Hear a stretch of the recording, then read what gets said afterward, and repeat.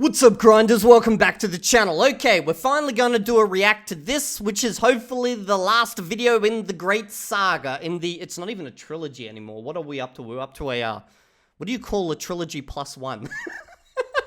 What Evildea gets wrong about language learning. Okay, so if memory serves me well, I reacted to a video from Steve Kaufman. Steve Kaufman was basically talking about flashcards, and he misrepresented how most people use flashcards nowadays. I did a react, then Nick out of the blue did a react to me, and I was like, what are you doing, Nick? And I reacted to him, and I guess now he's reacting to me, and I'm reacting to him. It's react inception. Now, for those who are confused why this happens, it's because this is what react is, as in, you know, like, something like a good 50% of my content is react content. Like, this is how I like to communicate with other YouTubers. And I get the feeling this is how they like to communicate with me as well. Because, you know, it's pretty rare you can get two YouTubers in the same room at the same time. But anyway, we're going to see what he's got to say. Because I'm not sure what else could be added to the previous video. A few weeks ago, Evildea posted a reaction video reacting to my video talking about his opinion on... Wait. That is a misrepresentation of the history and lore. It started with Steve, okay? Then it went to me reacting to Steve, and then you reacting to me, and then, yeah, I think that's how it worked. But, like, it all started with Steve. Don't take that away from him. He started this great saga. On flashcards. And at the beginning of the video, he ran this little exercise to prove a point. A few minutes in, he closed his eyes and he tried to remember what he'd just seen on the screen. He was making the point that your brain filters out almost everything you see except what's inside your focus. But in his demonstration, something interesting happened. We're what, 3 minutes 36 seconds in. What can I remember from this video? Okay, if I close my eyes now, what do I remember? Okay, so my brain focused in on the fact that you said there was a category error, and that's it. Like, I think you're wearing a black suit. Why would Evildea think I was wearing a black suit? Weren't you wearing a black suit? Let me just double check that. Oh, okay, so you're wearing a black suit shirt. Okay. So I was pretty much correct. What's the problem? Wearing a black suit. Could it have been because I was wearing a blue suit in another video he'd previously reacted to? Dude, he's stepped up the notch. Look, he's wearing a suit. Oh, I remember this. I went on for like 20 seconds about the fact that he's just wearing a suit. I am so random like this. People ask me all the time, why do I just hyper-focus in on random shit? I can't help it. My brain sees something and it's like, I want to explore it. We've got the zoom in and everything happened within about 5 seconds. He chose to put on that suit. Do you think he walked up to the cupboard and he's got like a bunch of suits hanging up and he's like, bro is so formally dressed? Evildea wanted to show that what your conscious mind doesn't focus on, your brain throws out. But I think he showed something else instead. And I'm going to let him play out his argument here. But I get the feeling this is going to go in a direction that's not actually going to support his argument. Let him play it out. And I think it's a microcosm of what Evildea gets wrong about language learning. He puts a lot of emphasis on what the conscious mind notices while we learn, whereas I think most of language learning comes down to what we don't notice. What is going on, guys? My name's Nick. I'm the creator of Language. My arguments are being skewed. Okay. What I said in my original video to Steve was that flashcards are an excellent tool for helping you basically hyper-focus in on and improve certain aspects of your language. This was not an argument of me saying, do not do other stuff, such as input and all these other things. And if you want a real example of me in action, look at my 50-hour update of LingoPie, where I literally have a pie chart showing where I spent my time during the 50 hours. And from memory, something like 70% of it was on input, and then I think it was 5% was on actual like tutors, like I was practicing with tutors. And then there was a small portion, I can't remember what it was, maybe 5%, maybe less, where it was flashcards. Okay, either the LingoPie ones or my own flashcards. That's what I spent. So this is not me. I just want everyone to understand. This is not me saying that flashcards is all you need to learn a language. Or that would make for a fucking insane language challenge. Could you imagine doing that? Like just trying to learn an entire language from flashcards? Crazy idea, but it wasn't me making that claim, okay? Now we've morphed into conscious versus unconscious effort, and I guess this is in relation to flashcards, which are a conscious type of thing, and input, which is an unconscious thing. Although, is it?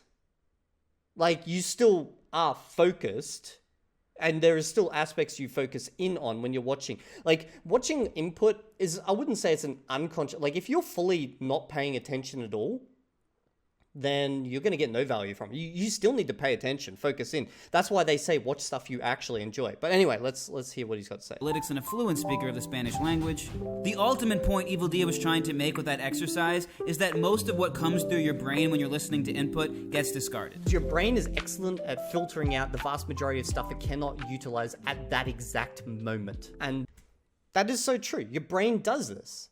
Like, we focus out the vast majority of what we do every single day of our lives. This is not just language specific. This is just in general. That is the problem with just doing just input without any type of focus study. You focus on the part you care about and everything else gets tossed out. When Not everything else gets tossed out. Come on. The vast majority gets tossed out. You are still definitely picking up things without focusing in on it. A great example is I have done a 1,000 hour challenge so far of watching content in Spanish without any focus study, and I've managed to get to a B1 understanding of the language after 1,000 hours. So that just shows you that, just watching content, you can pick up stuff, although pretty slow if speed is something you're going for. But you still do pick up stuff. That's not my argument. Dia tried to remember my video with his eyes closed, pulling only from what he consciously focused on. He produced a visual image of me inside his head. It was wrong in the literal sense because I wasn't wearing a black suit in that video, but it definitely wasn't random. Somewhere in his brain was context attached to me, and part of that context was me wearing a suit or me generally dressing formally. And when he went to reconstruct his current image, that context came with it, whether he noticed or not. The point of the demonstration again was to show he can only recall what he's focusing on. Yet he drew an image of me that wasn't actually there, so therefore I think it's a reasonable assumption to make that that didn't come from his conscious focus. Okay, we're making a lot of assumptions right now. First up, we're assuming that this is even true. The most likely assumption, like the most likely outcome here is, because I can't remember, was that I saw you wearing black, a suit shirt, and I thought, suit. That was probably what happened. But I can see your argument is that at some previous time, you were wearing a suit and that subconsciously leaked into my mind. And then when I referred to you in the future, I subconsciously pulled on the fact that you were wearing a suit and therefore, this proves your argument. Well, for one, I've never said you're not going to pick up stuff subconsciously. But two, I don't believe that happened either. Because if you watch the video, which you actually showed here, this was not a subconscious thing. I actually consciously, for an extended period of time, 15 plus seconds most likely, spoke about the fact you were wearing a suit, spoke about the fact that, you might have multiple suits in your cupboard, you're so formally dressed. This was something I hyper-focused in on, brought your attention to, the audience's attention to. So if we are to make an argument that this is akin to something, I would say this is actually more akin to a flashcard where you are hyper-focusing in on a specific word in a specific context and practicing that, because I was doing a production practice essentially. Now, you could also then say that in uploading this video and me reviewing this video, because I review every video, make sure the sound and everything is fine, I watched that, I saw myself talk about that, and that was me reinforcing what I had previously basically studied, in a sense, via production practice. So I would say this doesn't really support the argument you're going for, because one, I was highly consciously focused in on that suit, and it doesn't really support my argument either, because this is an assumption. So I don't think this actually means anything at the end of the day, or at least it's not something we can empirically prove is one way or another, And the reason I want to start this video with that example is probably similar to the reason he wanted to start his video with that example, except my reason makes the opposite point. I think we should be really careful on how much emphasis we put on what our conscious mind notices. Why should we be careful? I hope you clarified this, because being careful implies that there is a danger. And therefore, what is the danger? See, my thinking about these things is, yes, you will pick up stuff while you're not paying attention, but you have no control over that, And should we be saying not paying attention versus conscious, unconscious? Because the words don't even quite have the same meanings. So let's go towards what we're actually talking about here, which is input while watching content. Yes, you will pick up stuff while you're watching content without focusing in on specific aspects of that. That's true, but you have no control over that. What you do have control over is your ability to focus in on specific things and drill those things. That was my argument with the original video, is that this is a great way to improve your ability to use specific words and structures within a language, okay? And that they also do provide context if you create context around them. As in, how did the card come into being? It probably came from some real life context. Or, for example, you can literally just put context into the card. When we're learning a language. Because if we're not careful, we end up chopping off a huge portion of what's doing the work when we're learning languages.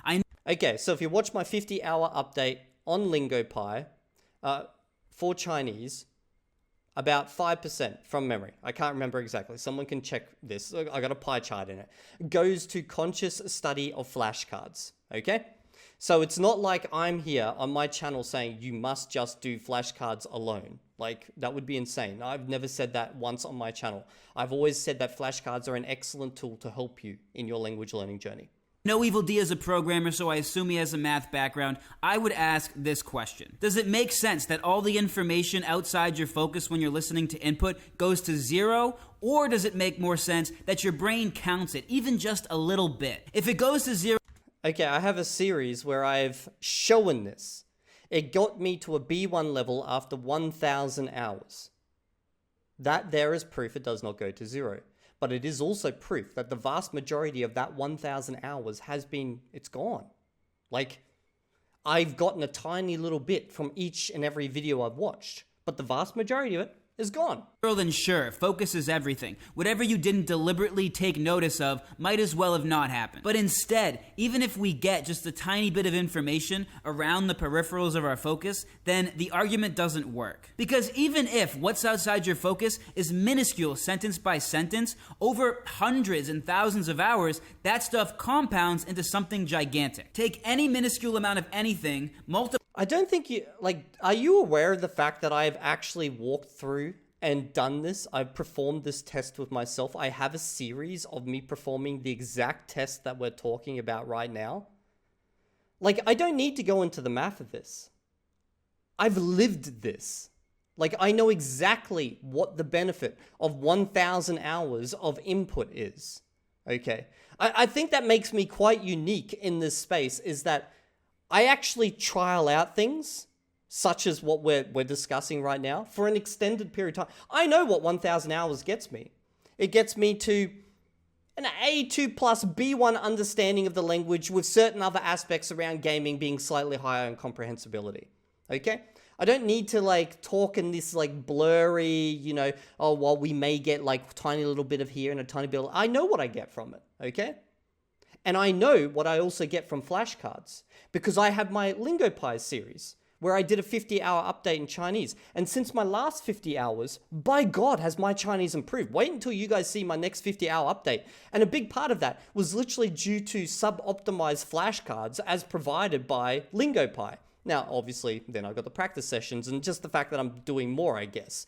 But I can see that just that tiny little addition of that extra little tool is a massive booster. Multiply it by a big number and you get something substantial. And I think Evildea would intuitively recognize that. So now what I want to do is I want to take that weak signal, take all that stuff around the peripherals of our focus, and give it a name. Because if we do that, it becomes clear that what we can consciously focus on is only one piece of the puzzle when it comes to learning a language. So let's name the 3 categories of knowledge we can take in when we learn a language. I'm going to explain these categories and then use them to crystallize the point I'm trying to make. Category 1 is what you're aware you're learning. Category 2 is what you're not aware you're learning. And category 3 is what nobody is aware we're learning. Everything we can visually see in a language, the words, the basic grammar, the very basic structures. For most people, that's category 1 knowledge. That's the part of the language that's the most visible. But category 2 knowledge is knowledge that entered our minds without us consciously knowing it did. And I want to give some examples of what this kind of knowledge usually is. Imagine you're learning English and you hear a girl say,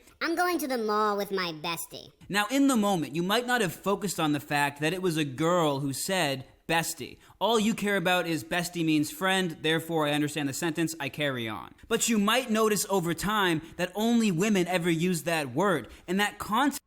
Is that true in America? Or... Because, like, we actually, as dudes in Australia say bestie as well. I'll be like, hey, man, I'm going to meet up with my bestie. Like, maybe I've been influenced by all the women in my life. Text becomes important because when a man uses the word bestie, it carries some implicit connotations. Another example... Okay, maybe this is just... I understand what he's going, but this is a bad example. We use bestie here all the time. I'll be like, hey, my bestie, to my bro, hey, all the time, no problem, hey. Of category 2 information for me was Argentinian intonation. I got a lot of input from my girlfriend from Argentina over the course of my fluency. And 2.5 years later, I've realized what that's done to my Spanish. I just naturally speak with Argentinian intonation sometimes, mostly when I'm drunk. Because of a ton of Italian immigration to Argentina in the 20th century. I don't think he's aware of my Dreaming Spanish series. I'm literally learning Argentinian Spanish. Me llamo Evildea. A lot of Argentinians, especially those from the capital, speak like Italians. A lot of meaning I'm completely aware of this. It's conveyed by the musicality of what's being said. I never consciously decided to sound Italian when I speak Spanish. My brain simply took notes on the meaning my girlfriend was conveying when she'd use specific intonations. So I could learn the sarcastic intonation, the angry intonation, etc. My brain picked up on how intonations work, what they mean, and how to use them. You know what's actually fascinating about this very discussion right now? So I'm on Worlds Across. I'm at 1,005, maybe 6 hours or something like that, okay? I did my first tutoring session on Worlds Across where I practice speaking Spanish, Argentinian Spanish. Like, I can say some basic stuff now after just listening to the language for 1,000 hours. Let's do a little bit of a test. So it's like, me llamo Evildea, yo tengo dos gatos, un gato naranja, un gato blanco y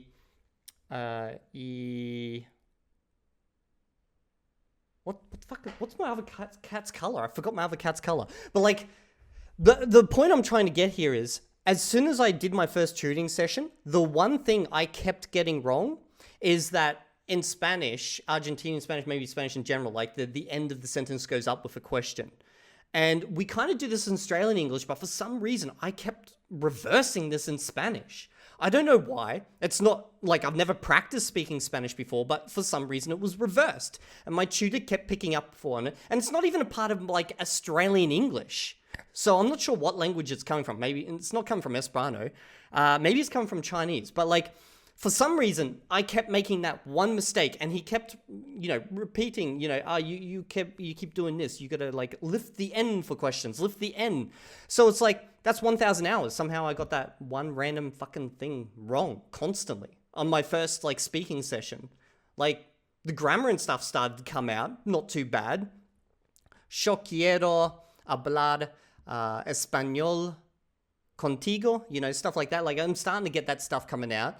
But like, just the one thing he's talking about is like the one thing I was getting wrong. But maybe he's talking about like general sentence intonation as versus to questions and stuff. But anyway. All without my explicit knowledge. In both these examples, we're talking about things that I wasn't consciously aware I was learning. Over time, I became aware of these things, but I wasn't aware of them when they entered my mind. If I sat and thought about it, I'm sure I could come up with 1,000... And I'm sure there is definitely instances such as what you're talking about, and instances, like, I don't even have to say I'm sure, I know, because I've learned an entire language literally doing what you're talking about right now, up until a B1 in understanding, fucking negative A1 in like production, so like, I know this is true. I'm not debating this. 1,000 things I only know implicitly in both English and Spanish. There's just an overwhelming amount of this stuff. And by definition, we can't focus on this stuff because we're not consciously aware we're learning it. Now, category 2 knowledge can... Yeah, well, that's where you just have a native speaker step in and they're like, you keep making this mistake. Can technically be studied, right? Because if we can point to it, we can study it. I can make a flashcard deck called Only Spanish Words That Women Use. Or a flashcard deck... Oh my god. Okay, this is a misrepresentation of my original video. What I said, okay, is you create flashcards This is why I don't say download flashcards. You will never find a video where I recommend you download flashcards. I say you create them based on context. The context usually coming from your real life, as in you've made a mistake or you've recognized some better way of saying something. Maybe a tutor helped you, okay? And then you create the flashcard there. It has context, your real life, but for some reason you keep making that goddamn mistake. Now, obviously, an intonation pattern thing is not something you can put into a flashcard, so let's not pretend. Something like the bestie example, like if you've been saying something wrong, and a great example of this is, and people point about this in the comment section, is that there are people who have learned from a input-heavy method from primarily female speakers when they are men, and they come out sounding like females. And now they have to manually go back and try to correct those things, okay?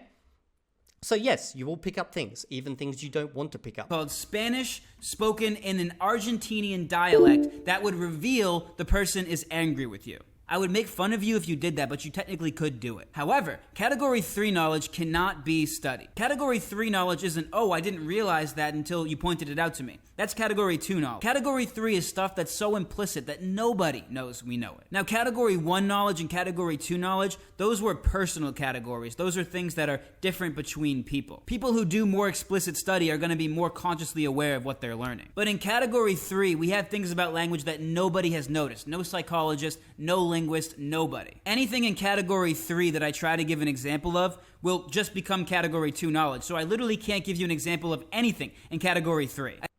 Well, then if you can't give an example of Category 3, there's no point having Category 3 here. Because as soon as you point out something, it's just a Category 2 thing. So Category 3 just doesn't exist. If no one's noticed it, then it's obviously not, like, it's of such little value that no one's noticed it. I'd have to know about something that nobody knows about. This would be the part of the language that's painfully implicit. You could call it the texture of the language. These are things that can make the same This sounds very, like, whoop whoop magical sounding right now. Phrase be different depending on the context. Maybe one phrase is perfectly warm in one context, but in another context it comes off cold. It's 1,000 years of native speakers leaving their fingerprints on which words go with which. Yeah, but this type of, what you're talking about here, okay, maybe would be a good example would be, like in Chinese, you'd say, 岳父岳母 for my mother and father-in-law. But in Chinese, they say my father and mother-in-law. And if you swapped it around, like you made the order different, to a native, they'll just be like, it's understandable, 100%. But why'd you say it that way? Like, why did you flip that? Like, it should be the other way around. So it's like, that type of stuff makes absolutely no impact on your ability to use and utilize this language, and you pick that stuff up with time. And that is something perfectly fine to pick up via, just randomly talking with someone, and then one day they're like, you know what, you should say it this way, or you just recognize it yourself. So it's like that type of stuff. Like if that's what we're scared of, we're scared that we're going to make mistakes around that. And that's why we never want to do flashcards. That is the most insane reason why to not focus on studying a language while you're also doing heavy input that I could possibly imagine. It's like, oh, well, I'm scared that I might actually use some structure which might convey a little bit of anger in a situation when we normally wouldn't have that anger. So I'm just going to literally not study anything in the language just to avoid that one possibility. Like, that's just insane. That's insane. Why one combination sounds right, but one small variation makes it sound completely wrong. It's everything carried in a language that the language never has to account for. Category 3 knowledge can't be studied because there's nothing to put on a flashcard. There's nothing to put on a worksheet. When you build a system to learn a language that only Okay, if you watch my videos where I talk about flashcards, I'd say the best use of flashcards is usually early on, and then also when you're at an advanced level trying to hit vocab, which you just can't find enough use of it. I never talk about using flashcards for this type of stuff. Like, this is obvious stuff that you're just going to ingrain with time of using the language. So this is not even part of my argument. Targets the part of the language you can deliberately study, the Category 1 knowledge. You're implicitly making a wager that what you can't see is insignificant enough to cut. You're saying that Category 2 and Category 3 are not that important. But there's a certain arrogance to that because by definition, we don't know how much we're cutting out. We don't know how much of our ability to understand real-time native speech comes from the things. this is not my argument. I'm not making the argument that we should cut input. I've never made this argument. And most of what you're talking about, these minor details, are things that you get with time and experience. These are the fine tuning of the language down the road when you've already walked a long, long time. This is not stuff that someone needs to worry about on day 1, day 2, day 365, or day freaking, 4 years from now. Like, this type of stuff that you're talking about, these finer little details, okay? Really, if you should not be worrying about this when you're just starting to learn a language. Your biggest concern as a language learner, okay, is that you're probably going to give up before you actually learn the language. That's your biggest concern. Not whether using a flashcard is going to ingrain or fossilize or establish some habit that is slightly off in feeling and mood some way down the track. Like, that traditional study and flashcards cut out. Category 2 and 3 might be 20% of what our brain uses to understand a language, or it could be 80%, we just don't know. When Evildea makes his argument about focus, he's saying much of input is just noise. And the utility of flash... Exactly. Much of input is just noise. That's why you need an insane amount to actually learn from it. 1,000 hours got me to a B1 in understanding of Spanish. That's an insane amount of hours to just get one skill up to B1. I know it's an insane amount of hours. I did it for like fucking 2 to 3 hours a day, every day for like a year and 3 to 4 months. Flashcards is we can cut that noise and just focus on what actually matters. Just focus on the words, grammar, and structures, the things that we know we're learning. That's how he explicitly makes this wager. What happens with a mass amount of input is that your brain is going to focus in on just a specific little bit here and there. And everything else is going to black out and completely forget about. Just instantly forget about, okay? But if we don't look at what's around our peripherals as noise, and instead we look at it like weak signal, then it becomes clear we're throwing something away. We're throwing away all that category 2 and all that category 3 knowledge. So let me propose a different mental model of focus. Focus is what the conscious mind is aware of. It's an implicit signal to the brain about what's important to us. But it should never be confused with a limit on what we're taking in. Focus is much more like a weighting system than a filter. Focus is what gets the most weight, but the periphery still counts, just for less. Even if we can't name what we're taking. Okay, I'm going to stop the video right now. We are at 9 minutes in. There will be a link down in the description because at this point I feel like we're just introducing a whole heap of terminology and ideas in order to actually obfuscate what my claims were and almost pull me in a direction of belief that's not my own. Like, I don't actually believe this. So if you watch my videos, and in all my videos, I talk about what I believe, okay? I believe input is very important, okay? However, hour per hour wise, input is of very little value because you're only going to get a little bit from each hour of input. Now, you can keep adding more and more hours on top and you will get more and more value. However, doing focused study in conjunction with the input will give you more bang for your buck because via that input, you're going to pull in on everything that you've actually focused studied. Now, you could say, Evildea, but you're saying that using flashcards is better than input, therefore I should just use flashcards. No, that's like saying, running is good for your health. So therefore you should just run all day non-stop. Well, no, there's a point at which that you're going to get diminishing returns and probably fucking die. It's the same with flashcards, okay? Flashcards are good for your language learning journey. They help you focus in on what you're doing. However, if you're doing input, you're only going to get scattered bits and pieces here and there.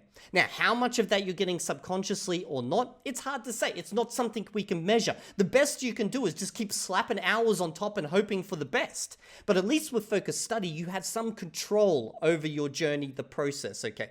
And in addition, the two actually work fucking amazing together because when you study something in flashcards and then you do input right after, what you probably studied, you're suddenly going to hear. You're going to notice. You'll be like, oh shit, I just studied that. Okay. Like you just never noticed that before. So you primed your brain. That is my argument. Flashcards are an amazing tool to use in conjunction to input. Now, most people say, oh, well, input is enough. Well, yeah, it is enough. If you're happy to follow a less optimized path forward. And when I say less optimized, I'm not just making this shit up. I've tested this. I have 1,000 hours of pure input for Spanish. No focus study at all. Okay, none. Where am I at? According to my viewer base, I'm around a B1 understanding of Spanish with absolutely no ability to speak it at this stage. Although now I'm starting to put together some basic sentences. I will probably rapidly progress, okay? But I'm also at 1,400-ish hours of Mandarin Chinese, and that's tracked as well, okay? But that has been a different journey. That has had flashcards, that has had textbooks, that has had production practice with tutors, that has had a shit ton of input. Like, it's basically, I've thrown in the whole kitchen sink into that one. And at 1,400 hours of Chinese, which is a more difficult language than Spanish, like, Spanish is, I don't want to be, like, cruel or anything to language learners. It's kind of a cakewalk compared to Mandarin Chinese, okay? I am at a HSK, you could say HSK 5 level, which is equivalent to a B1 in speaking, reading, I'm actually better in understanding, okay? So like across all of those domains. And when you see my next 50-hour update where I've done a lot of focused study and practice, okay, you're going to see that I've actually massively jumped, and that one comes out in about 2 weeks. So that is 400 hours ahead of Spanish.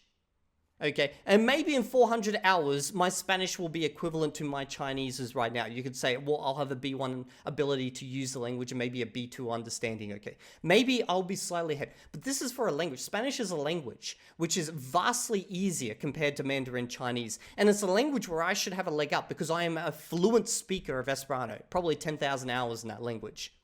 So when I talk about these things on my channel, I'm not just going to refer to, like random shit over here, what I've read in some linguistics, stuff or what Joe Blogs over there said. I'm referring to my real world lived experience. I've got the videos on my channel to prove this stuff. Now, does that mean that my journey is the best journey for everyone to follow? You should do exactly what I'm doing? No, not at all. Like some people just don't vibe with flashcards. Clearly, you're not a flashcard viber, so I wouldn't recommend it to you. But if you like flashcards, or you're able to deal with flashcards, they're basically a nitro to your input. Okay? That is my argument. It's always been my argument. Now, we can go back to the input and you could say, but Evildea, you said, when you listen to input, the vast majority gets thrown out. It does. 1,000 hours. Like, if 1,000 hours of what I heard, okay, in Spanish was all remembered, I'd probably be C1 by now because I've watched fucking 1,000 hours worth of content, bro. That's a lot of fucking content, But does that mean it throws out 50%? Probably. 40%? Probably. So how much do I maintain? I don't know. I have no way to measure it. I'm a B1 level. So maybe, I don't know, probably sub 10%. Like, that's just me guesstimating based on the amount of input versus my ability to understand the language. It's not really something I can measure. But like, realistically, that shows to me that the vast majority of what I've heard has been thrown out. So, that is my argument. Flashcards are a nitro to everything else that you do. You can provide context via your flashcards, either in the flashcards or via external context. And that's my argument. I hope you guys understand this. Okay. I will link the video down in the description if you guys want to watch the rest of this, but I feel like I'm just going to be constantly from this point on saying, that's not my argument, that's not my argument, that's not my argument. Like, I hate doing this, but I don't want that to be the video. If you guys want a follow-up video from the 9-minute mark on, down in the comments section, let me know. If I see enough people say, yes, Evildea, we want to watch the rest of the video and your reaction to it, I'll do it. It's not me trying to avoid a discussion. It's just, I don't think there's much value. Okay, I'll see you all in the next video. And if you're not there, well then, you better be getting your input with a side of flashcards.